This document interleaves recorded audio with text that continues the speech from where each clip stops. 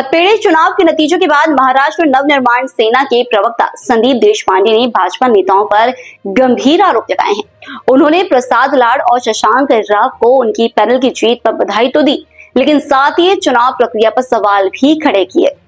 देशपांडे ने कहा कि यदि हम ये कहें कि भाजपा ने पैसे खर्च करके चुनाव जीता है तो इसका कोई विशेष महत्व नहीं होगा, मगर हमारे पास ठोस सबूत है कि इन नेताओं ने मतदाताओं में पैसे बांटे। इतना ही नहीं, उबाटा संगठन के उम्मीदवारों को नोटिस थमाई गई और जनता को झूठे आश्वासन देकर गुमराह किया गया। मनसे प्रवक्ता ने आरोप लगाया कि भाजपा ने इन अनैतिक तरीकों के सहारे जीत हासिल की है।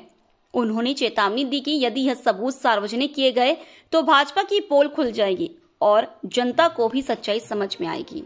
पैशाचा वापर तर निश्चितपणे झाला, पण आता कसं असतं की ज्यांचा पराभव झालाय त्यांनी जर असे आरोप केले तर त्याला काही अर्थ नसतो, पण पैशाचा वापर झाला हे मला असं वाटतं निवडणूक म्हणजे मतदान चालू होण्याआधी मी पुराव्यासकट दाखवून दिले आणि त्याचे पुरावे पण आमच्याकडे आहेत की कशा पद्धतीने पैशाचा वापर झाला।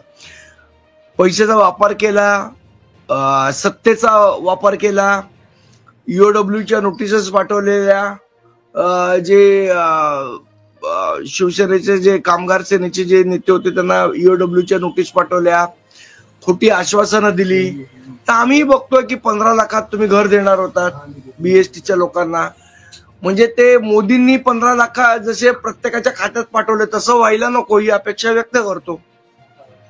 दोन्ही ठाकरे बंधू एकत्र मिळून ही निवडणूक लढत होते, त्याच्यामुळे विशेष महत्त्व दिलं होतं।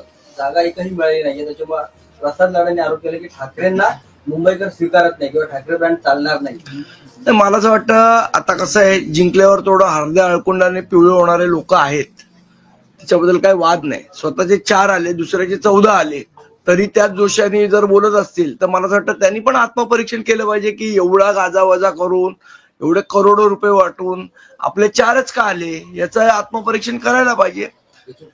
प्रसाद लाड पुन्हा एकदा रिचेकिंगसाठी त्यांनी अप्लाय केलाय। त्यांचं म्हणणं आहे की आमचं पॅनल हे निवडून येऊ शकतं आणि म्हणून त्यांनी पुन्हा एकदा फेर मतमोजणीसाठी अर्ज देखील दाखल केला। चांगलं आहे ना, त्यांना जर एखाद्या गोष्टीमध्ये शंका असेल तर मतदानामध्ये अर्ज करणं, फेरमोजणी करणं हे सगळे लोकशाहीने दिलेले अधिकार आहेत आणि ते जसे त्यांना त्या अधिकाराची जाणीव आहे तसे दुसऱ्यांनाही त्या अधिकारात त्यांनी लक्षात ठेवायला पाहिजे मतांची चोरी करताना। पतपेढीची निवडणूक कुठेतरी मोठी राजकीय निवडणूक असल्यासारखं, बघा ही एक पतपेढीची निवडणूक होती, याच्यावरनं कुठलेही तर्क वितर्क लिटमस टेस्ट वगैरे मांडण्याची गरज नाही।